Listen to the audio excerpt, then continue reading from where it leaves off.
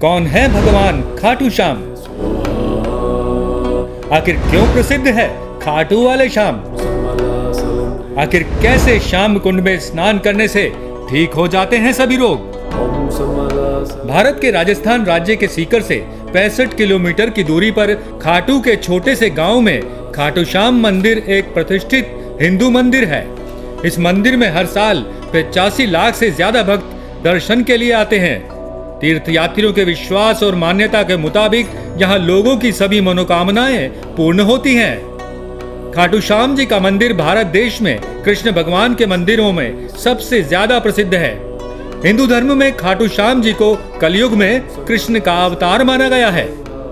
लेकिन क्या आप जानते हैं कौन है खाटू श्याम जी? चलिए जानते हैं। आपको बता दें, पांडव जैसे तैसे लाक्षा ग्रह से निकल गए और एक वन में जा पहुंचे और वहीं रहने लगे। उस स्थान के पास ही एक हिडम्ब नामक राक्षस अपनी बहन हिडिंबा के साथ रहता था।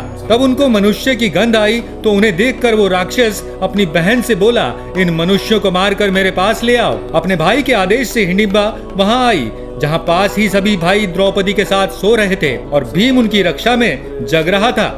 भीम के रूप को देखकर हिडिंबा उस पर मोहित हो गई और मन में यह सोचने लगी कि मेरे लिए उपयुक्त पति यही हो सकता है। उसने अपने भाई की परवाह किए बिना भीम को पति मान लिया। कुछ देर बाद हिडिंबा के पास न लौटने पर हिडिंबासुर वहां आया और स्त्री के सुंदर वेश में अपनी बहन को भीम से बात करते देख क्रोधित हुआ। उसके बाद हिडिंबा के अनुमय विनय से माता कुंती और युधिष्ठिर के निर्णय से दोनों का गंधर्व विवाह हुआ। उपरोक्त अवधि के अंतर्गत हिडिंबी गर्भवती हुई और एक महाबलवान पुत्र को जन्म दिया।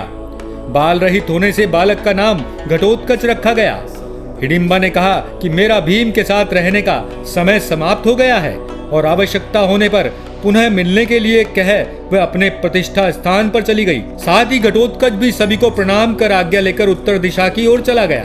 कुछ काल बीत जाने के बाद कुरुक्षेत्र मैदान में कौरवों और पांडवों के बीच में युद्ध की तैयारियां होने लगी। इस अवसर पर बर्बरीक भी अपने तेज नीले घोड़े पर सवार होकर आ रहे थे। तब रास्ते में ही भगवान श्री कृष्ण ने बर्बरीक की परीक्षा लेने के लिए ब्राह्मण के वेश में उसके पास पहुँचे।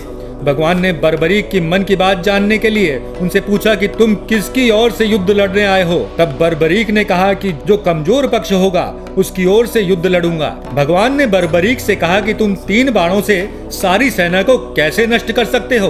तब बर्बरीक ने कहा कि सामने वाले पीपल वृक्ष के सभी पत्ते एक बाण से ही निशान हो जाएं और दूसरा उसे भेद देगा। कृष्ण ने मुट्ठी व पैर के नीचे 2 पत्ते छिपा लिए, पर देखते ही एक बाण से क्षण भर में सब पत्ते बिंद हो गए। तब श्री कृष्ण ने देखा वास्तव में यह एक ही बार में सबको यमलोक भेज सकता है। तब ब्राह्मण बने श्री कृष्ण ने बर्बरीक से याचना की। तब बर्बरीक ने कहा, हे ब्राह्मण क्या चाहते हो?